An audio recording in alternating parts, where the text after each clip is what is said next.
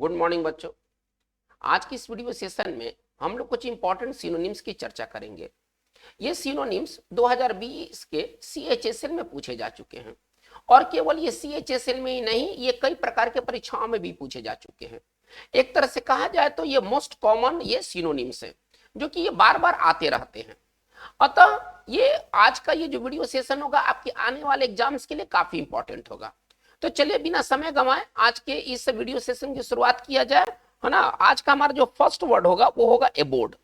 आज का हमारा जो फर्स्ट वर्ड होगा वो होगा एबोर्ड। देखिए एबोर्ड का मतलब क्या होता है। एबोर्ड का मतलब होता है निवास स्थान, है ना। किसी निवास स्थान को हम एबोर्ड कहते हैं। इसका सरल हिंदी है निवास स्थान। चलिए अब निवास स्थान के लिए या घर के लिए हमारे पास और क्या सिनोनिम्स है। तो दो इंपॉर्टेंट सिनोनिम्स है इसके लिए। होम तो आप कॉमन वर्ड है, इसे आप सभी जानते हैं, ठीक है। एबोर्ड का सबसे नजदीकी जो सिनोनिम्स होगा वो होम होगा। लेकिन आवास निवास स्थान के लिए दो और भी वर्ड हैं, जैसे कि एक वर्ड है हैबिटेट, ठीक है ना। हैबिटेट का मतलब होता है निवास स्थान और एक वर्ड होता है dwelling, dwelling place. Dwelling place का भी अर्थ होता है निवास स्थान। चलिए अब जैसे कि इसके यूजेस को देखा जाए। देखिए यूज करने से वर्ड समझ में आता है और उसे याद करने में ना काफी मदद मिलती है। जैसे कि हम ऐसे कह सकते हैं, आप इसको थोड़ा सा देखिए। He is a homeless person, he is a homeless person, ठीक है ना, with no fixed abode, with no fixed abode. इसका हिंदी क्या हुआ। चलिए अगर इसके हिंदी के बारे में बात किया जाए तो इसका हिंदी निकालना बहुत सरल है। वह एक है ना बेघर व्यक्ति है, होमलेस पर्सन है जिसका कोई घर नहीं है, ठीक है ना। विथ नो फिक्स्ड और उसका एबोर्ड, उसका कोई मतलब रहने का कोई जो ठिकाना है ना वो फिक्स ठिकाना नहीं है, ठीक है ना। उसका कोई रहने का जो फिक्स ठिकाना नहीं है। तो चलिए आज का हमारा फर्स्ट वर्ड एबोर्ड रहा। चलिए हम लोग सेकंड वर्ड की ओर मूव करते हैं। हमारा सेकंड वर्ड है बोल्स्टर। आज की इस वीडियो सेशन का हमारा सेकंड वर्ड है बोल्स्टर। देखिए अगर आप किसी चीज को बोल्स्टर करते हैं, आप उसको प्रोत्साहित करते हैं, उसको बढ़ावा देते हैं, उसको सशक्त करते हैं, तो चलिए इसके लिए सिनोनिम्स क्या हो जाएगा। इनकरेज, इनकरेज, बूस्ट, ठीक है ना, प्रॉप, ठीक है। और इसके लिए एक वर्ड और लिख सकते हैं री इन्फोर्स, री इन्फोर्स, ठीक है ना, स्ट्रेंथन। चलिए अगर आप किसी चीज को अगर आप बोल्स्टर करते हैं तो इसका मतलब होता है कि आप उसको बढ़ावा देते हैं, आप उसको प्रेरित करते हैं, आप उसको सशक्त बनाते हैं। चलिए इसके हिंदी के बारे में बात किया जाए तो इसका हिंदी क्या निकल कर आएगा। बढ़ावा देना, ठीक है ना, बढ़ावा देना, सशक्त बनाना, किसी चीज को और ताकतवर बना देना, सशक्त बनाना। जैसे कि देखिए एक टीम हार रही थी, लेकिन एक बड़ी जीत ने टीम के कॉन्फिडेंस को क्या किया, टीम के कॉन्फिडेंस को प्रोत्साहित किया, टीम के कॉन्फिडेंस को और मतलब मजबूत किया। चलिए इसको हम कैसे बनाएंगे, इस चीज को हम कैसे बनाएंगे। चलिए एक एग्जांपल से इसको समझा जाए। हम क्या लिख सकते हैं, एक कॉम्प्रिहेंसिव विक्ट्री। एक कॉम्प्रिहेंसिव मतलब बड़ा, कॉम्प्रिहेंसिव का मतलब आप यूं समझे बड़ा, ठीक है ना। एक कॉम्प्रिहेंसिव विक्ट्री, ठीक है ना। बोल्स्टर्ड मजबूत कर दिया, उसको बढ़ा दिया, बोल्स्टर्ड, है ना। द टीम्स कॉन्फिडेंस, टीम के विश्वास को क्या कर दिया, है ना। एक कॉम्प्रिहेंसिव विक्ट्री ने टीम के विश्वास को क्या कर दिया, बढ़ावा दिया, उसको उसको और मजबूत किया, ठीक है ना। Teams confidence, teams confidence. तो बच्चों ये बोल्स्टर का यूज रहा। चलिए बोल्स्टर का हम एंटो क्या करेंगे, अंडरमाइन। इसका अपोजिट क्या होगा, इसके थोड़ा अपोजिट को देखा जाए। चलिए इसका जो अपोजिट होगा वो क्या होगा, तो इसका बहुत एक इंपॉर्टेंट वर्ड है अंडरमाइन। अगर आप किसी चीज को अंडरमाइन करते हैं, आप उसको ना धीरे धीरे कमजोर कर देते हैं, ठीक है ना। इसको सरल भाषा में लिखें तो धीरे धीरे कमजोर करना, छीन करना, ठीक है ना। बोल्स्टर का जो अपोजिट होगा धीरे धीरे छीन करना, कमजोर करना। अगर आप किसी चीज को अंडरमाइन करते हैं यानी कि आप उसको धीरे धीरे कमजोर कर देते हैं। चलिए हमारा जो थर्ड वर्ड है वो है ब्रेस। हमारा जो नेक्स्ट वर्ड है ना वो है ब्रेस। थर्ड वर्ड हमारा जो है वो ब्रेस। ब्रेस के साथ एक बड़ी बात क्या है कि ब्रेस अपने साथ प्रीपोजिशन फॉर लेगा। ये देखिए एक तो वर्ड हम लोग पढ़ ही रहे हैं, साथ साथ उसके साथ लगने वाले प्रीपोजिशन को भी ध्यान दे रहे हैं। देखिए ब्रेस फॉर का मतलब क्या होता है, कमर कस लेना, तैयार हो जाना किसी अप्रिय चीजों के लिए। अगर आप किसी चीज के लिए ब्रेस फॉर होते हैं तो आप उसके लिए कमर कस लेते हैं, तैयार हो जाते हैं कुछ अप्रिय चीजों को फेस करने के लिए। चलिए इसके सिनोनिम्स क्या होंगे। अब अगर हमको कहना है कि कमर कसना, तैयार हो जाना, कमर कसना, तैयार होना, ठीक है ना। अगर हमें कहना है कमर कसना, तैयार होना, इसके लिए एक बहुत बढ़िया ये सिनोनिम से गियर अप। अगर आप किसी चीज के लिए गियर अप होते हैं, आप कमर कस लेते हैं, आप तैयार होते हैं, ठीक है ना। और भी हमारे पास सिनोनिम्स है ना, ठीक है ना। गेट रेडी, गेट रेडी का भी मतलब होता है तैयार होना। एक सरल सिनोनिम्स हम दे सकते हैं प्रिपेयर। अगर आप किसी चीज के लिए प्रिपेयर हैं तो आप उसके लिए तैयार हैं। जैसे कि देखिए, सरकार इस बार जो है ना घमासान बजट सेशन होने वाले हैं, है ना। बजट सेशन काफी हंगामादार होने वाले जैसा कि माहौल बन रहा है। तो सरकार ऐसे बजट सेशन को तैयार करने के लिए कमर कस लिया है। हम कैसे लिखेंगे? द गवर्नमेंट, चलिए कंटिन्यूअस में बनाते हैं, इज ब्रेसिंग, ठीक है ना, फोर, ठीक है ना, वोसीफेरस, वोसीफेरस, ठीक है ना, बजट सेशन, वोसीफेरस बजट सेशन। इसका हिंदी चलिए क्या निकलेगा? सरकार तैयार कर रही है ना, खुद को तैयार कर रही है किस बात के लिए? तो वोसीफेरस का मतलब क्या होता है? बहुत इंपॉर्टेंट ये वर्ड है, ये टॉप क्लास का वर्ड है। वोसीफेरस एक टॉप क्लास का वर्ड है जिसका हिंदी होता है हंगामादार। यदि कोई चीज यदि वोसीफेरस है, इसका मतलब है कि उसमें हंगामा भरा हुआ है, हंगामादार। तो इस बार जो बजट सेशन है वो हंगामादार होने वाले हैं, ऐसा आशा है। तो सरकार भी इसके लिए कमर कस रही है। तो अगर आप किसी चीज के लिए ब्रेस फोर करते हैं, आप उसके लिए कमर कसते हैं, आप तैयार होते हैं एक तरह से। चलिए, हमारा जो नेक्स्ट जो वर्ड है वह है ब्रेस के बाद हमारा अगला जो वर्ड है वह है डेविएट। चलिए देखिए, डेविएट का मतलब क्या होता है? डेविएट का मतलब होता है लक्ष्य से भटकना, लक्ष्य से विचलित हो जाना, लक्ष्य से हट जाना, मार्ग से हट जाना। तो डेविएट बहुत इंपॉर्टेंट वर्ड है और इसका सिनोनिम्स क्या होगा? डिपार्ट, है ना, डाइग्रेस, बहुत इंपॉर्टेंट वर्ड है ना। डिपार्ट और डाइग्रेस बहुत इंपॉर्टेंट वर्ड है। वियर, है ना, टर्न अवे, ये सब बहुत अच्छे वर्ड है ना। इसका हिंदी क्या होगा? मार्ग से हटना, ठीक है ना। अगर आप कहीं से डेविएट करते हैं तो आप मार्ग से हटना, है ना, मार्ग से हट जाते हैं। जैसे कि देखिए, वो अपने लक्ष्य से कभी नहीं हटा, हमको ऐसे कहना है, ठीक है ना। वो अपने लक्ष्य से, या किसी को कहना है कि लक्ष्य से मत हटो, है ना, किसी को कहना है कि लक्ष्य से मत हटो, तो आप कैसे इसको लिखेंगे? Don't deviate. आप इसको कैसे लिखेंगे? फ्रॉम योर गोल, है ना, don't deviate from your goal, अपने लक्ष्य से पीछे मत हटो। तो अगर आप कहीं से डेविएट करते हैं, आप मार्ग से हटते हैं, एक तरह से आप विचलित हो जाते हैं। चलिए अब हम आगे बढ़ते हैं, डेविएट का एंटो क्या होगा? चलिए, इसके एंटो एडियर, हटने का एंटो क्या होगा? एडियर। अगर आप किसी चीज के साथ एडियर करते हैं तो इसका मतलब होता है कि आप उसके साथ पालन करते हैं, उसका पालन करते हैं। तो डेविएट का जो अपोजिट होगा वो क्या होगा? एडियर होगा, पालन करना। चलिए, ये इंपॉर्टेंट, ये बहुत इंपॉर्टेंट ये वर्ड्स है। चलिए हम लोग आगे बात को लेके चलते हैं नंबर 5 की ओर। चलिए, नंबर 5 क्या है? डिक्टेटर है। नंबर हमारा 5 जो वर्ड है ना वो डिक्टेटर है, डिक्टेटर नाउन है। देखिए, डिक्टेटर का मतलब क्या होता है? तानाशाह। अब तानाशाह के लिए कुछ अच्छे भी वर्ड हैं, जैसे कि टिरांट। यदि कोई व्यक्ति टिरांट है वह तानाशाह है। डेस्पॉट है तो वह तानाशाह है, ठीक है ना। ये दो अच्छे वर्ड है, टिरांट और डेस्पॉट भी बहुत अच्छे वर्ड है। इसके बाद एक टोटलिटैरियन। देखिए, अगर कोई व्यक्ति टोटलिटैरियन है तो वो भी तानाशाह है। तो तानाशाह के लिए हमारे पास ये 4 अच्छे वर्ड हैं, ठीक है ना। डिक्टेटर, टिरांट, डेस्पॉट और टोटलिटेरियन। यदि कोई व्यक्ति अगर डिक्टेटर है तो वह तानाशाह है। जैसे कि हम इसको सेंटेंस के तौर पर लिख सकते हैं, देखिए तो हिटलर वाज, हम ऐसा कह सकते हैं, हिटलर वाज ए फासिस्ट, ठीक है ना। Hitler was a fascist dictator. Hitler जो था एक फांसीवादी डिक्टेटर था, है ना, तानाशाह था। चलिए हम लोग नंबर 6 की ओर आते हैं। तो हम समझते हैं कि ये हमारा डिक्टेटर क्लियर हो गया होगा। यदि कोई व्यक्ति डिक्टेटर, इसका मतलब क्या है कि तमाम शक्ति अपने हाथों में ले लिया है, ठीक है ना, और वो लोगों पर वो तानाशाही करता है। चलिए हम नंबर 6 वर्ड की ओर आते हैं। हमारा अगला वर्ड है डाइवल्ज। बहुत इंपॉर्टेंट वर्ड है। देखिए, डाइवल्ज का मतलब क्या होता है? भेद खोलना। अगर आप डाइवल्ज करते हैं, कोई मैटर को डाइवल्ज करते हैं, यानी कि आप उसका उद्घाटन कर, मतलब रहस्य भेदन करते हैं, उसके बारे में बताते हैं। चलिए, डाइवल्ज के लिए 2 अच्छे वर्ड है। तो एक वर्ड है डिस्क्लोज, है ना। अगर आप कोई चीज को डिस्क्लोज करते हैं, आप उसको खोलते हैं। इसके बाद एक और बहुत सुंदर वर्ड है रिवील, ठीक है ना। इसके बाद हम आगे बढ़ते हैं तो हमारे पास वर्ड मिलता है एक्सपोज। देखिए, ये सब का मतलब क्या होता है? डाइवल्ज का मतलब होता है भेद खोलना, रिवील का भी अर्थ होता है भेद खोलना, एक्सपोज का मतलब होता है उजागर करना। तो इन सब का जो नॉर्मल हिंदी होता है वो होता है भेद खोलना। अगर आप कोई चीज को डाइवल्ज करते हैं, आप भेद खोलते, एक तरह से बताते हैं, आप एक तरह से आप उस चीज को बताते हैं। जैसे कि देखिए, आज जो है वो दाऊद इब्राहिम जो है वो पाकिस्तान में है, सभी जानते हैं। लेकिन अगर पाकिस्तान ने इसको दाऊद इब्राहिम के ठिकाने के बारे में बताने से इनकार कर दिया है, ठीक है ना, भारत के बार बार रिक्वेस्ट पर भी पाकिस्तान ने उसके जो ठिकाने हैं उसके बारे में बताने से इनकार कर दिया। हमको ऐसा सेंटेंस बनाना है। हम कैसे लिखेंगे पाकिस्तान?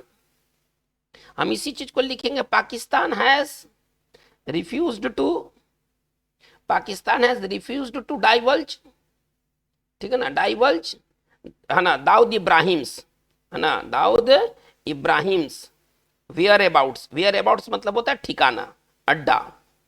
वेयर अबाउट्स बहुत इंपॉर्टेंट ये वर्ड है, वेयर अबाउट्स बहुत इंपॉर्टेंट वर्ड है। किसी व्यक्ति का वेयर अबाउट्स उसका ठिकाना अथवा अड्डा होता है। तो दाऊद इब्राहिम कहाँ है पाकिस्तान में, इस पर पाकिस्तान ने डाइवर्ज करने से इनकार कर दिया है। तो चलिए, अगर आप किसी मैटर को डाइवर्ज करते हैं, आप उसको खोलते हैं, उसका रहस्य भेदन करते हैं, इसका अपोजिट क्या हो जाएगा? इसका अपोजिट होगा कंसील, छिपाना। अगर आप किसी चीज को कंसील करते हैं, आप उसे छिपाते हैं, ठीक है ना। अगर आप किसी को कंसील करते हैं, आप उसको छिपाते हैं। तो डाइवर्स के बाद हम लोग आगे देखते हैं नंबर 7, हमारा अगला वर्ड इंपीड। हमारा नेक्स्ट वर्ड है इंपीड। देखिए इंपीड का मतलब क्या होता है? अगर आप कहीं पर इंपीड करते हैं तो एक तरह से आप बाधा डालते हैं, अवरोध बनाते हैं, ठीक है ना। इंपीड मतलब होता है बाधा डालना, अवरोध करना। चलिए इसके सिनोनिम्स क्या हो जाएंगे? हैम्पर, हिंडर, बाधा डालने के लिए अच्छे अच्छे वर्ड हैं। ऑब्स्ट्रक्ट, ये सभी का मतलब होता है बाधा डालना, रुकावट पैदा करना, ठीक है ना, बाधा डालना, रुकावट पैदा करना, रुकावट पैदा करना, या एक तरह से उसको रोक देना, या एक तरह से उसको रोक देना, नहीं होने देना, ठीक है ना। चलिए, जैसे कि रेस्क्यू ऑपरेशन, बचाव अभियान चल रहा था, लेकिन बैड वेदर, है ना, खराब मौसम के कारण जो है वो रेस्क्यू ऑपरेशन नहीं चल सका। जब कोई आप देखिएगा, जब कोई तूफान आता है या भूकंप आता है तो जो जान माल की जो नुकसान होती है, तो फिर उसके लिए ना रेस्क्यू लोगों को किया जाता है, फंसे हुए लोगों को रेस्क्यू किया जाता है। लेकिन इसी समय मौसम भी अच्छा नहीं होता है, तो रेस्क्यू ऑपरेशन को रोक देना होता है। आमतौर पर यही होता है। हम कैसे लिखेंगे? द रेस्क्यू ऑपरेशन, ठीक है ना, द रेस्क्यू ऑपरेशन, जो बचाव अभियान था, इसको सरल भाषा में समझें। द रेस्क्यू ऑपरेशन वाज, चलिए, इम्पीडेड बाई, है ना, उसको रोक दिया गया। The rescue operation was impeded by bad weather, ठीक है ना, यानी कि खराब मौसम के कारण। हिंदी क्या निकलेगा? खराब मौसम के कारण। रेस्क्यू का मतलब बचाव होता है। जो बचाव अभियान चल रहा था उसे रुकावट पड़ा, बाधा डाला गया, ठीक है। चलिए, तो इम्पीड का मतलब ये होता है। तो अगर आप कोई चीज को इंपीड करते हैं, आप उसको रोकते हैं, आप उसमें बाधा डालते हैं। चलिए, इसके अपोजिट क्या हो सकते हैं? तो इसका एक अपोजिट बढ़िया वर्ड है फैसिलिटेट, है ना। फैसिलिटेट का मतलब क्या होता है? अगर आप कोई चीज को फैसिलिटेट करते हैं, आप उसको सुगम बनाते हैं, जो रोड़ा होता है, जो अवरोध पैदा करता है, आप उसको हटाते हैं। तो फैसिलिटेट का मतलब क्या होता है? आसान करना, आसान करना। अगर आप कोई चीज को फैसिलिटेट करते हैं, आप उसको आसान करते हैं। चलिए, हमारा जो नेक्स्ट वर्ड है वो है इनेट। बहुत अच्छा वर्ड है इनेट, तो बहुत अच्छा वर्ड है, ठीक है ना। इनेट का मतलब क्या होता है? चलिए, ये एडजेक्टिव है, इनेट एडजेक्टिव है। इनेट का मतलब क्या होता है? देखिए, यदि कोई चीज अगर इनेट है तो वो चीज जन्म से ही है, पैदाइशी है, जन्मजात है वो चीज। चलिए, इसका सिनोनिम्स क्या क्या हो सकता है, थोड़ा सा सिनोनिम्स के बारे में बात करते हैं। तो सबसे सरल जो सिनोनिम्स होगा वो इनबॉर्न होगा। इसके अलावा और क्या हो सकता है? इनहेरेंट।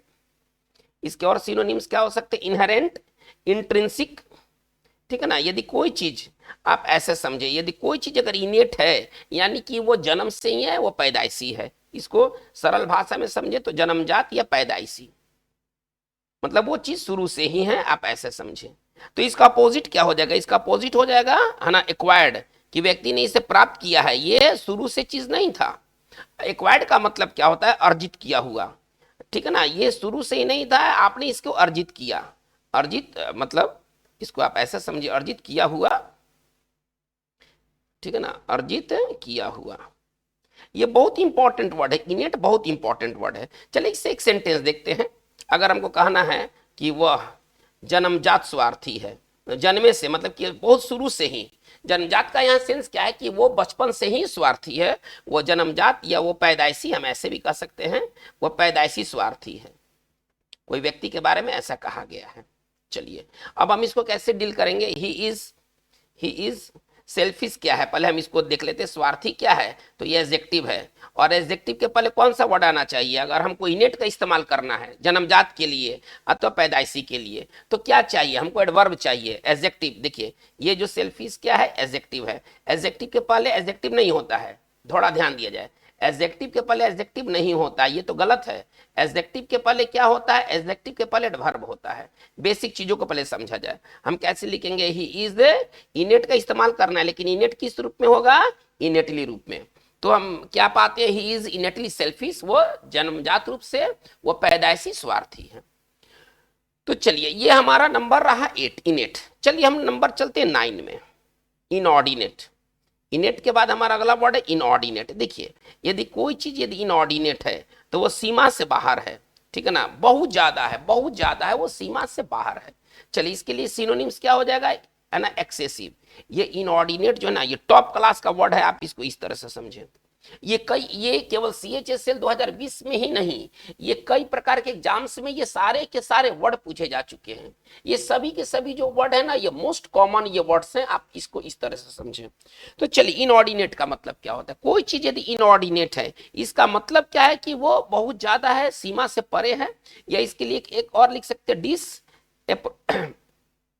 चलिए डिस, इसको सरल भाषा में लिखते हैं तो ज्यादा आपके लिए बेहतर होगा, ठीक है ना। चलिए इसको पहले समझा जाए सरल भाषा में, तो कैसे लिख सकते? बियॉन्ड लिमिट, बियॉन्ड लिमिट, सीमा से परे, बहुत ज्यादा, ठीक है ना। चलिए डिसप्रोपोर्शियोनेट, है ना, डिसप्रोपोर्शियोनेट। यदि कोई चीज अगर डिसप्रोपोर्शियोनेट है यानी कि वो बहुत ज्यादा है, सीमा से परे है, तो इसके लिए क्या मतलब हिंदी हो जाएगा? बहुत ज्यादा, ठीक है ना, अथा सीमा से परे। चलिए इसका अपोजिट क्या हो जाएगा? इसका अपोजिट हो जाएगा रीजनेबल, उचित। यदि कोई चीज अगर रीजनेबल मात्रा में है तो वो उचित मात्रा में है। चलिए एक हिंदी क्या है, इस तरह से आपको हिंदी अक्सर देखने को मिलता होगा, ठीक है ना। आय से अधिक संपत्ति, अधिक संपत्ति के मामले में उसे गिरफ्तार कर लिया गया, गिरफ्तार कर लिया गया। चलिए हिंदी क्या है? कि आय से अधिक संपत्ति के मामले में उसे गिरफ्तार कर लिया गया, हमें इसे डील करना है। हम कैसे करेंगे? देखिए अब आय से अधिक संपत्ति यानी कि उसके पास संपत्ति कितना था? बेहिसाब का संपत्ति था। इनऑर्डिनेट का एक और आप सुंदर हिंदी कह सकते हैं, बेहिसाब। इतना ज्यादा है कि आप उसको बेहिसाब मान लीजिए, उसके पास इतना ज्यादा पैसा है। आय से अधिक संपत्ति के मामले के लिए इतना बड़ा वर्ड के लिए हम क्या लिखेंगे? इनऑर्डिनेट। चलिए अब इसको कैसे लिखेंगे? अगर इसको अगर सेंटेंस बनाना हो तो कैसे लिखेंगे? इसका सेंटेंस पहले फ्रेमिंग देखा जाए। ही वाज, सेंटेंस कैसे बनेगा? He was arrested for, he was arrested for having, Hindi भूल जाइए, डायरेक्ट इंग्लिश में पढ़िए, इनऑर्डिनेट, चलिए प्रॉपर्टी, है ना, इनऑर्डिनेट प्रॉपर्टी मनी। यहां पर आप कुछ भी लिख सकते हैं, उससे कोई लेना देना नहीं है। तो कोई चीज यदि इनऑर्डिनेट है वो सीमा से परे है। चलिए हम लोग नंबर 10 की ओर आते हैं, तो हमारा वर्ड है मैलिस। हमारा अगला वर्ड है मैलिस। मैलिस नाउन है। देखिए मैलिस का मतलब क्या होता है? देखिए यदि कोई चीज मैलिस है तो वो दुर्भावना से ग्रसित है। मैलिस, अगर किसी व्यक्ति के अंदर मैलिस है तो उसके अंदर दुर्भावना है। इसके लिए हम क्या सिनोनिम्स लिख सकते हैं? इलविल। चलिए इलविल मतलब होता है दुर्भावना। अगर आप इलविल किसी के प्रति रखते हैं, आप उसके प्रति दुर्भावना रखते हैं। चलिए इसके लिए एक हमारा वर्ड स्पाइट, या हम कह सकते हैं रैंकॉर, या हम कह सकते हैं रैंकॉर। इसका हिंदी जो निकलेगा वो निकलेगा दुर्भावना, ठीक है ना। चलिए अब इसका अपोजिट क्या होगा? इसका अपोजिट, इसका एंटो क्या हो सकता है? तो इसका एंटो हो जाएगा लव। दुर्भावना का जो उल्टा होगा वो होगा प्रेम, ठीक है ना। चलिए एक सेंटेंस देखते हैं, एकदम समझ में आ जाएगा। ही एक्सेप्टेड, ठीक है ना, my offer, he accepted my offer without any malice, without any malice. इसका हिंदी क्या निकलेगा? उसने मेरे ऑफर को बिना किसी दुर्भावना का स्वीकार कर लिया, उसके अंदर कोई किसी तरह की दुर्भावना नहीं थी। चलिए हम लोग नंबर 11 वर्ड की ओर बढ़ते हैं, जो कि बहुत इंपॉर्टेंट वर्ड है, मैंडेटरी। चलिए देखिए मैंडेटरी का मतलब क्या होता है? यदि कोई चीज यदि मैंडेटरी है तो इसका मतलब है कि कानून के नजर में वो अनिवार्य है। कानून कहता है ना, कानून के नजर में वो अनिवार्य है। चलिए इसके सिनोनिम्स क्या हो जाएंगे? बहुत अच्छा वर्ड है, कंपल्सरी। इसके सिनोनिम्स हो जाएंगे कंपल्सरी, ऑब्लिगेटरी, ठीक है ना, इसका भी अर्थ अनिवार्य होता है। चलिए, और बाइंडिंग, लेकिन देखिए इसको तोड़ के लिखे तो कैसे लिखेंगे, ये कानूनतः, कानूनतः अनिवार्य होगा, इसका हिंदी क्या होगा, कानूनतः अनिवार्य। यदि कोई चीज यदि मैंडेटरी है तो वो करना ही करना है, ऐसा ला कहता है ना, कंपलसरी बाय ला। ये ला के नजर में ये कंपलसरी है, ऐसा ला कहता है। जैसे आप इस वाक्य को देखिए, द मैंडेटरी रिटायरमेंट एज होता है ना, आपको रिटायरमेंट लेना ही है, ऐसा कानून कहता है। मैंडेटरी रिटायरमेंट एज क्या होता है, वो एज जिसमें आपको रिटायर होना ही है। जैसे कि chief justice of India, Bharat के जो मुख्य न्यायाधीश हैं, उनका रिटायरमेंट एज कितना है, 65 वर्ष। 65 वर्ष में आपको रिटायर होना ही है। तो हम कैसे इसको लिखेंगे, the mandatory retirement age of CGI, ठीक है ना, chief justice of India is 65 years. कितना है, 65 साल है। 65 साल में आपको रिटायर होना ही है। तो यदि कोई चीज यदि मैंडेटरी है, इसका मतलब है कि वो अनिवार्य है, ऐसा कानून कहता है। कभी आपने क्रिकेट में सुना होगा, मैंडेटरी पावर प्ले होता है, मतलब उस ओवर के दौरान आपको पावर प्ले लेना ही है। आपको जैसे कि अगर 20 ओवर के गेम में क्या होता है, एक ओवर से लेकर 6 ओवर तक का क्या होता है, मैंडेटरी पावर प्ले होता है। आपको पावर प्ले लेना ही लेना है, 6 ओवर के बाद ही फील्ड रेस्ट्रिक्शन हटते हैं। चलिए, इसके अपोजिट क्या हो जाएंगे, मैंडेटरी के अपोजिट हो जाएंगे ऑप्शनल।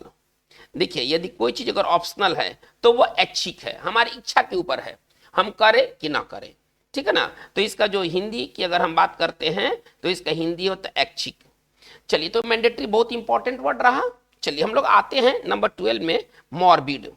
देखिए, मॉर्बिड का मतलब क्या होता है, यदि कोई व्यक्ति मॉर्बिड है, मॉर्बिड की तरह सोचता है, तो उसके दिमाग में ना भूत प्रेत मृत्यु वाली बात हमेशा चलती रहती है। कोई भूत उसको पकड़ लेगा, उसको कोई धक्का मार के गिरा देगा, वो मर जाएगा, इस तरह की बातें उसके दिमाग में ना घूमते रहती है। मॉर्बिड का मतलब क्या होता है कि ये व्यक्ति जो दिमागी तौर पर अस्वस्थ है, आप ऐसे समझिए, दिमागी तौर पर अस्वस्थ है। इसके लिए क्या हो जाएगा, सिनोनिम्स हो जाएगा माकाबर।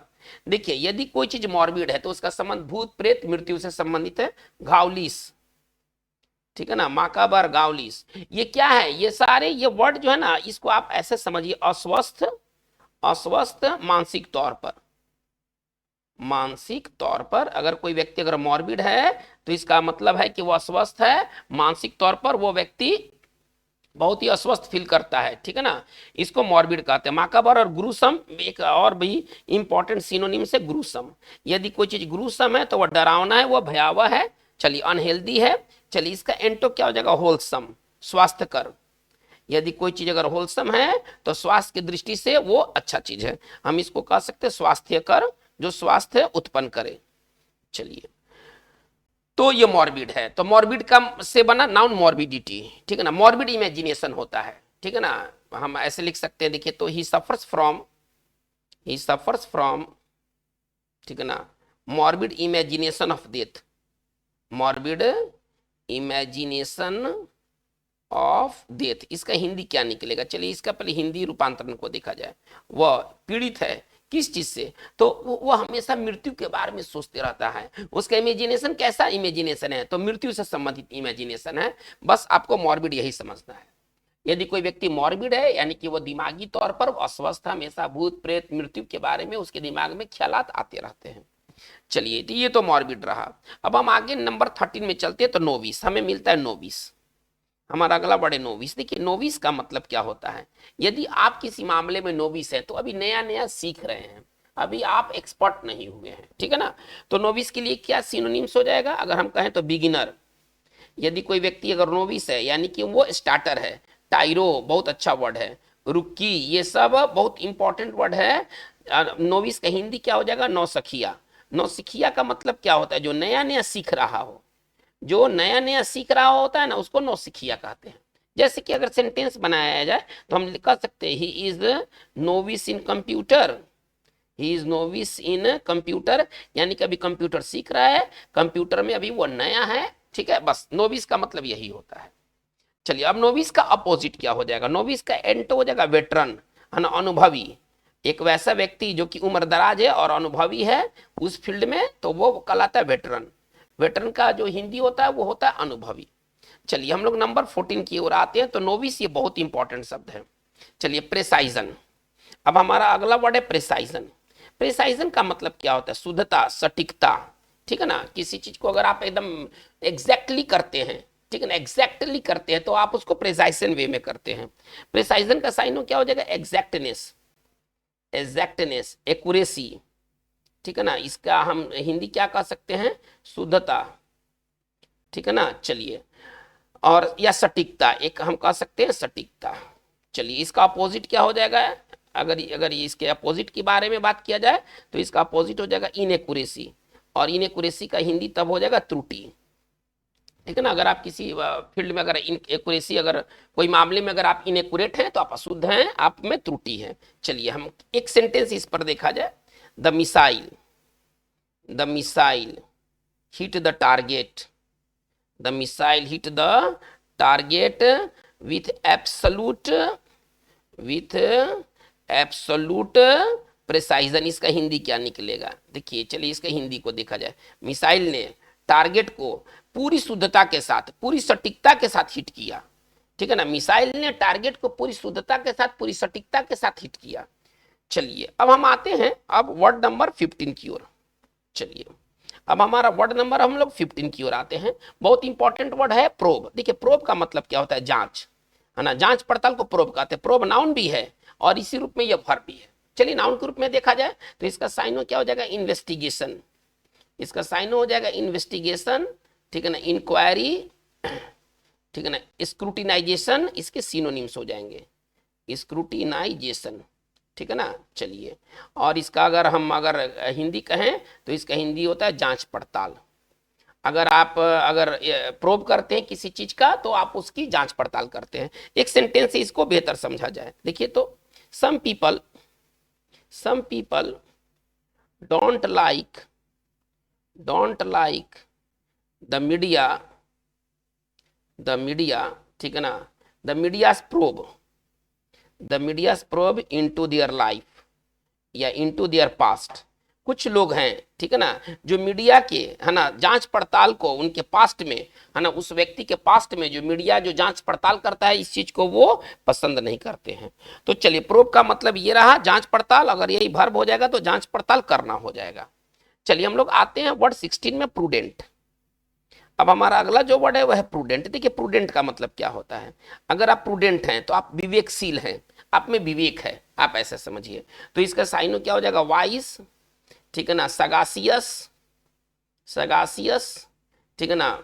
चलिए, इसका हिंदी क्या, अगर सिंपल अगर हिंदी का तो विवेकी, जिसके अंदर विवेक हो, ठीक है ना। चलिए, इसका अपोजिट क्या हो जाएगा? इम्प्रूडेंट, अविवेकी, ठीक है ना। आप किसी तरह का विवेकशीलता नहीं दिखलाते हैं तो आप इम्प्रूडेंट हैं, अविवेकी। जैसे देखिए, इसे सेंटेंस अगर बनाया जाए तो एक सेंटेंस बन सकता है ना। She is a prudent investor, she is a prudent investor, यानी कि वो महिला है, वो किसी चीज में पैसा लगाती है तो वो सोच समझ के लगाती है। तो प्रूडेंट का मतलब हमारा है विवेकी, और इसका एंटो जो है वो है इम्प्रूडेंट, अविवेकी। चलिए, हम लोग बात को आगे लेके चलते हैं अब वर्ड नंबर 17 की ओर। अब हमारा जो नेक्स्ट वर्ड है वह है वर्ड नंबर 17 की ओर हम आगे बढ़ते हैं। चलिए, रैगिड। देखिए, रैगिड का मतलब क्या होता है? देखिए, अगर आप रैगिड हैं तो इसका मतलब है कि आप बहुत ही फटे पुराने कपड़े पहने हैं, या कोई कपड़ा अगर रैगिड है तो एकदम फटा पुराना कपड़ा है। रैगिड का साइन क्या हो जाएगा? टोर्न, ठीक है ना। रैगिड का साइन हो जाएगा टोर्न। अगर मतलब कोई व्यक्ति यदि रैगिड है तो इसका मतलब है कि वह फटा पुराना कपड़ा पहनता है, और यदि कोई व्यक्ति अगर रैगिड कपड़ा पहनता है तो वह रैगिड का मतलब वो फटा पुराना कपड़ा पहनता है। टोर्न इसका साइन हो जाएगा, फटा पुराना इसका हिंदी हो जाएगा। चलिए, जैसे कि हम कह सकते हैं कि वो एक फटा जींस पहना है, हमको ऐसा कहना है। कैसे लिखेंगे? ही इज वियरिंग, ठीक है ना, ए रैगिड जींस, ए रैगिड जींस। यहाँ से ए हटा दिया जाए, पेयर होना चाहिए, ठीक है ना। ए रैगिड पेयर, इसको कर लिया जाए पेयर ऑफ जींस, ठीक है ना। वह एक फटा जींस पहना है। चलिए, हमारा ये वर्ड कंप्लीट है। तो रैगिड, अगर कोई चीज अगर रैगिड है इसका मतलब है कि वह फटा पुराना है, टोर्न है, टैटर अवस्था में है, ठीक है। चलिए, हम लोग आते हैं नंबर 18, वर्ड नंबर 18 बहुत इंपॉर्टेंट होने वाला है। देखिए, रैंडम। देखिए, यदि कोई चीज यदि रैंडम है, यानी कि वो चीज जैसे तैसे है, बिना उसका कोई योजना नहीं है। रैंडम का साइन क्या हो जाएगा? अनसिस्टमेटिक, हैपहजार्ड, ठीक है ना, हैपहजार्ड, इसको सिंपल भाषा में कहें तो जैसे तैसे। यदि कोई चीज रैंडम है तो वो चीज जैसे तैसे है, प्लान्ड वे में नहीं है। चलिए इसके अपोजिट क्या हो जाएंगे, इसका जो अपोजिट हो जाएगा हो जाएगा प्लान्ड या सिस्टमेटिक, है ना, सुनियोजित, इसका आप हिंदी कह सकते हैं सुनियोजित। सुनियोजित जैसे कि देखिए हम लोग लेटर कैसे लिखते हैं, एक तो सिलसिलेवार में लेटर लिखते हैं और एक लेटर जैसे तैसे, वो कौन सा लेटर होगा, रैंडम, ठीक है ना, हम ऐसे कह सकते हैं रैंडम लिस्ट ऑफ, ठीक है ना, लेटर्स, है ना, मतलब लेटर इधर उधर है और बच्चों को कहा गया है कि आप इसे क्रम से सजाएं। या हमको एक ऐसा भी वाक्य कहना है कि जैसे तैसे पढ़ाई का कोई फायदा नहीं है, हमको ऐसा कहना है कि आप जैसे तैसे पढ़ते हैं, जो मन किया वो उठा लिए फिर पढ़ने लगे, इसका कोई नेट लाभ नहीं है, आपको प्लानिंग के साथ आना चाहिए। कैसे कहेंगे, रैंडम स्टडी, इसको हम कैसे लिखेंगे, रैंडम स्टडी, ठीक है ना, is of no avail, is of no avail. इसका हिंदी क्या निकल कर आएगा, इसका हिंदी ये निकल कर आएगा कि जैसे तैसे पढ़ाई का कोई फायदा नहीं है। ऑफ नो अवेल का मतलब बेकार, ठीक है ना, यदि कोई चीज अगर ऑफ नो अवेल है तो वो चीज बेकार है। चलिए रैंडम के बाद हम आगे बढ़ते हैं तो हमें 19 नंबर में मिलता है रेकलेस, है ना, एक वर्ड है रेकलेस। देखिए रेकलेस का मतलब क्या होता है, लापरवाह, है ना, जो परिणाम के बारे में सोच विचार ना करे। यदि कोई व्यक्ति अगर रेकलेस है तो वो जो मन में आएगा वो करेगा, परिणाम क्या होगा इस पर वो ध्यान नहीं देगा, तो इसका साइनो क्या हो जाएगा, रैश, ठीक है ना, केयरलेस। अगर कोई व्यक्ति अगर रैश है तो यानी कि वो बिना सोचे समझे काम करता है, ठीक है ना, तो इसको अगर सिंपल तरीका से कहें तो बिना सोचे समझे, बिना सोचे समझे लापरवाह, आप ऐसे समझे। देखिए आज रोड एक्सीडेंट्स की संख्या बढ़ गई है, प्रति साल हजारों और लाखों लोग जो हैं वो विकलांग हो जाते हैं। इसके लिए क्या जिम्मेदार है, जिम्मेदार तो बहुत कुछ है, लेकिन एक लापरवाह जो ड्राइविंग होती है ना, जैसे मन तैसे हम काट करके निकल रहे हैं, ये भी एक्सीडेंट का एक मेन कारण होता है। इसको कैसे लिखा जाएगा, रेकलेस ड्राइविंग। देखिए रेकलेस ड्राइविंग का मतलब क्या हुआ, लापरवाह तरीके से चलाया जाने वाला गाड़ी। Reckless driving is one of the causes of, one of the causes of road accidents. नहीं, जो रेकलेस ड्राइविंग है वो रोड एक्सीडेंट्स के कई कारण हैं, लेकिन उन कारणों में से एक है रेकलेस ड्राइविंग भी है। तो यदि कोई व्यक्ति रेकलेस है यानी कि वो जंगली टाइप का है और वो लापरवाह तरीके से रहता है, आप ऐसे समझे। चलिए तो रेकलेस बहुत इंपॉर्टेंट वर्ड है, बहुत इंपॉर्टेंट वर्ड है। चलिए रेकलेस के बाद हम आगे चलते हैं। रेकलेस का एंटो आप कह सकते हैं कंसिडरेट, जो विचार करके काम करे, ठीक है ना। कंसिडरेट का मतलब क्या होता है, विचारशील। यदि कोई व्यक्ति अगर कंसिडरेट है यानी कि वो विचार करता है। चलिए हम लोग वर्ड नंबर 20 की ओर मूव करते हैं। बहुत इंपॉर्टेंट वर्ड है रिपल्सिव। चलिए एक वर्ड जो है ना वो रिपल्सिव एक वर्ड है। तो यदि कोई चीज यदि रिपल्सिव है यानी कि वो घिनौना पैदा, घिन पैदा करने वाला है, जो नफरत पैदा करे ना वो रिपल्सिव होता है। यदि कोई चीज यदि रिपल्सिव है इसका मतलब है कि वो नफरत पैदा करता है, ठीक है ना, घिन पैदा करता है। आप इसके लिए सिनोनिम्स क्या लिख सकते हैं, रिवोल्टिंग, डिसगस्टिंग, ठीक है ना, डिसगस्टिंग, या आप इसको तोड़ के लिख सकते हैं तो एक्सट्रीमली बैड। यदि कोई चीज यदि रिपल्सिव है तो वो घिन पैदा करने वाला, घृणा पैदा करने वाला है, एक्सट्रीमली बैड, ठीक है ना। चलिए ये अनप्लीजेंट, ये सब इसके क्या है, सिनोनिम्स है। चलिए इसको आप लिख सकते हैं घृणा, है ना, उत्पन्न करने वाला, उत्पन्न करने वाला, एक शब्द में लिख सकते हैं घृणास्पद या घिनौना, या घिनौना। चलिए रिपल्सिव होता है ना, जैसे कि ही इज ए रिपल्सिव पर्सन, वही घिनौना व्यक्ति है, ही इज ए रिपल्सिव पर्सन। हम कह सकते हैं किसी व्यक्ति के बारे में कि वो एक घिनौना व्यक्ति है। चलिए अब इसका अपोजिट क्या हो जाएगा, इसका अपोजिट हो जाएगा प्लीजेंट। इसका जो अपोजिट हो जाएगा वो क्या हो जाएगा, प्लीजेंट। यदि कोई व्यक्ति अगर प्लीजेंट है या कोई चीज यदि प्लीजेंट है, डिलाइटफुल है, चलिए इसके दो एंटो हैं, इसके और एंटो हम कह सकते हैं अट्रैक्टिव। चलिए तो इसका हिंदी क्या हो जाएगा, ठीक है ना, सुखद, आकर्षक, ठीक है ना। यदि कोई चीज यदि आप ऐसे समझिए कि रिपल्सिव है यानी कि वो घिन पैदा करता है, नफरत पैदा करता है, लेकिन यदि वो चीज प्लीजेंट है, डिलाइटफुल है, ठीक है ना, अट्रैक्टिव है, तो इसका मतलब है कि वो सुखद है, वो आकर्षक है। चलिए हम लोग आगे बढ़ते हैं। तो रिपल्सिव के बाद हमें अगला जो वर्ड मिलता है वो है रेस्प्लेंडेंट। 21 नंबर में हम आते हैं। 21 नंबर में आपको मिलेगा रेस्प्लेंडेंट। देखिए बहुत अच्छा ये वर्ड है रेस्प्लेंडेंट। रेस्प्लेंडेंट का मतलब क्या होता है, चमकदार, लेकिन ये विशेष तौर पर कपड़ों के लिए ज्यादातर इस्तेमाल होता है, ठीक है ना। आप किसी कपड़े में खिलते हैं तो आप उसमें रेस्प्लेंडेंट लगते हैं। चलिए ब्राइट, ठीक है ना, इसके लिए हो जाएगा लुमिनस। ये इसके सारे सिनोनिम्स हैं। इसका हिंदी लिखेंगे चमकीला, लेकिन खिलने के सेंस में। जैसे कि देखिए एक एग्जाम्पल को देखा जाए बेहतर अंडरस्टैंडिंग के लिए, वह हरे साड़ी में खिलती है, ऐसा कोई महिला के बारे में, मतलब कि हरे साड़ी में ना वो एकदम मतलब सुंदर लगती है, कहने का तात्पर्य ये है। या हरा साड़ी उस पर काफी जचता है, आप उसको जो हिंदी कह लीजिए। चलिए वो हरे साड़ी में खिलती है, कैसे लिखेंगे, सी इज। अगर इसको बनाना है तो सी इज रेस्प्लेंडेंट, ठीक है ना। सी, या हम ऐसे भी लिख सकते हैं सी लुक्स, या हम एक दूसरा तरीका से ऐसे बना सकते हैं she looks resplendent in green sari. She looks resplendent in green sari. तो ये रेस्प्लेंडेंट का मतलब ये है, यदि कोई चीज यदि रेस्प्लेंडेंट है तो वो काफी वो चमकीला है। चलिए इसका एंटो क्या हो जाएगा, डल, फीका। चमकीला का एंटो क्या हो जाएगा, डल, फीका, ठीक है ना। चलिए हम लोग बात को आगे लेके चलते हैं। चलिए नंबर 22 में आते हैं। ये सारे इंपॉर्टेंट, बहुत, ये सारे जो वर्ड्स है ना बहुत इंपॉर्टेंट वर्ड्स है, और ये एक बार नहीं, ये कई एग्जाम्स में पूछेगा। अगर स्प्लेंडेंट के अगर बारे में बात किया जाए तो ये कई एग्जाम्स में ये पूछे जा चुके हैं। आप इंग्लिश में कुछ भी पढ़ते हैं तो ये सारे वर्ड्स आपको मिलने वाले हैं, ये मोस्ट कॉमन वर्ड्स है। चलिए सागा, हमारा अगला जो वर्ड है वो सागा। देखिए बहुत लंबी कहानी, कथा को ना सागा कहते हैं। सागा का मतलब क्या होता है, बहुत लंबा स्टोरी है ना, वेरी लॉन्ग स्टोरी।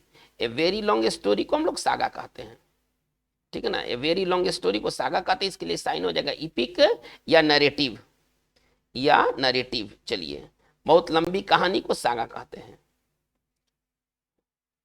बहुत लंबी कहानी जो होती है वो सागा कहलाता है। जैसे कि परिवार की कहानी है, कोई परिवार के बारे में कहा गया है, और एक फिल्म है वो एक परिवार के कहानी पर आधारित है। कैसे लिखेंगे, the film is based on a family saga. A family saga, इसका हिंदी क्या निकल कर आएगा कि जो फिल्म है वो आधारित है एक परिवार के कहानी के ऊपर। तो कोई सागा क्या होता है, एक बहुत बड़ी लंबी कहानी को ना सागा कहते हैं। चलिए हम लोग आते हैं 23। हमारा जो नेक्स्ट वर्ड है सागा के बाद है सेवेरिटी। चलिए हमारा अगला जो वर्ड है वो है सेवेरिटी। देखिए सेवेरिटी का मतलब क्या होता है, कठोरता, कड़ाई को सेवेरिटी कहते हैं, ठीक है ना। चलिए इसका सिनोनिम्स क्या हो जाएगा, हार्शनेस, टफनेस, इसके सिनोनिम्स हो जाएंगे, ठीक है ना। किसी चीज का कठोरापन, इसका अगर हिंदी की बारे में बात किया जाए, कठोरापन या कड़ाई को हम लोग सेवेरिटी कहते हैं, ठीक है ना। जैसे कि देखिए कोई समस्या की सेवेरिटी होती है, कोई समस्या कितना सीवियर है ये देखना पड़ेगा। तो हम क्या कह सकते हैं, द सेवेरिटी ऑफ प्रॉब्लम। इसको अगर इसके लिए एक फ्रेज बनाया जाए तो हम क्या लिख सकते हैं, द सेवेरिटी ऑफ प्रॉब्लम, ठीक है ना। कोई समस्या है वो कितना कठोर है, कितना वो कड़ाई है उस समस्या में, ये देखने के उपरांत ही पता चलेगा। तो ये सेवेरिटी ऑफ द प्रॉब्लम होता है। चलिए हम लोग आते हैं नंबर 24। बहुत इंपॉर्टेंट, ये सारे जो वर्ड्स है ना ये जबरदस्त वर्ड है। वेनिरेबल, हमारा अगला वर्ड है वेनिरेबल। देखिए वेनिरेबल का मतलब क्या होता है, आदरणीय। यदि कोई चीज अगर वेनिरेबल है तो वो आदरणीय है। साइनो क्या हो जाएगा, रेस्पेक्टेड, ठीक है ना। साइनो हो जाएगा ऑनरेबल। चलिए इसके बाद हो जाएगा रेवर्ड। ये सबका हिंदी क्या है, आदरणीय है। आदरणीय, सम्मानीय, आप उसको जो कह लीजिए, आदरणीय अथवा सम्मानीय।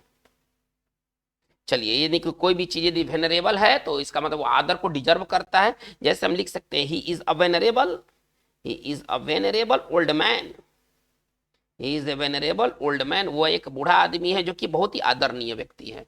चलिए हम लोग आगे चलते हैं, वायसस। हमारा अगला जो वर्ड है वह है वायसस। वायसस का मतलब क्या होता है, देखिए यदि कोई चीज अगर वायसस है, इसका मतलब है कि वो चीज बेहद ही खतरनाक है। खासतौर पर कोई जानवर यदि वायसस होते हैं तो वो डेंजरस होते हैं। डेंजरस जानवर को ना हम लोग वायसस कहते हैं। वायसस के कई अर्थ, एक इसका अर्थ होता है ब्रूटल, सैवेज, आप ऐसे समझिए। वायसस का मतलब क्या होता है ना, ब्रूटल, सैवेज, निर्मम, जिसमें कोई ममता नहीं हो, निर्मम। जैसे कि आप लोग कभी सुनते हैं ना, वो क्या होता है कि निर्मम हत्या, एक निर्मम क्रिमिनल होता है, किसी को मार देगा, काट देगा और उसको कोई तरह का दया नहीं रहेगा। हम कह सकते क्या, he is a vicious criminal, he is a vicious criminal. वो एक निर्मम वो है ना अपराधी है जिसको किसी बात की दया नहीं है। चलिए, वायसस का एक और अर्थ होता है डेंजरस, जानवर के सेंस में ज्यादा इस्तेमाल होता है, ठीक है ना। वायसस का एक और अर्थ होता है खतरनाक। एक तो निर्मम हम लोग देख ही रहे हैं, और एक और वर्ड है खतरनाक। यदि कोई जानवर यदि वायसस है यानी कि वो खतरनाक जानवर है, हम कह सकते हैं वायसस डॉग। वायसस डॉग एक खतरनाक है ना, जो डॉग होते हैं उसको हम वायसस डॉग भी कहते हैं। तो बच्चों, आज का हमारा ये वीडियो सेशन में हम लोगों ने टोटल 25 वर्ड्स किए। जहां तक संभव था वहां तक एंटो दिया गया, जिसका एंटो संभव नहीं था उसके एंटो को नहीं दिया गया। सारे वर्ड्स बहुत ही इंपॉर्टेंट वर्ड्स हैं, ये केवल CHSL तक ही सीमित नहीं है, ये कई परीक्षाओं में बारंबार पूछे गए हैं। मोस्ट कॉमन वर्ड्स है, आप इनका रिवीजन जरूर 2-3 बार आप वीडियो को जरूर देखें, अंत तक देखें, तभी आपको बेनिफिट मिलेगा। आज की बात बस इतना ही। Thank you very much.